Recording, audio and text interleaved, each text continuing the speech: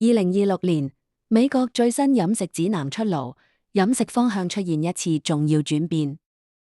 新方向好簡單，食真正嘅食物，而且每餐都要重視蛋白質。點解？因為年紀越大，保持肌肉同活動能力就越重要。過去大家成日講低脂少油，而家更加重視食物本身嘅營養質素。蛋白質唔單止係健身需要，更係維持肌肉同身體機能嘅重要營養。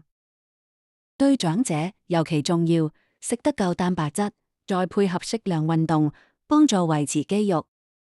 蛋白質可以來自雞蛋、魚、海鮮、雞肉同其他天然食物。牛奶、乳酪、瘦肉、豆類、豆腐同堅果都可以係好選擇。長者記住3點：蛋白質分散每餐食，配合阻力運動，少食高度加工食品。一餐可以多啲蔬菜，加優質蛋白質，再配適量全穀類同健康脂肪。健康老化唔只係活得耐，更重要係保持力量同活動能力。所以食得健康，目的唔係單純瘦，而係年紀大咗，身體仍然撐得住。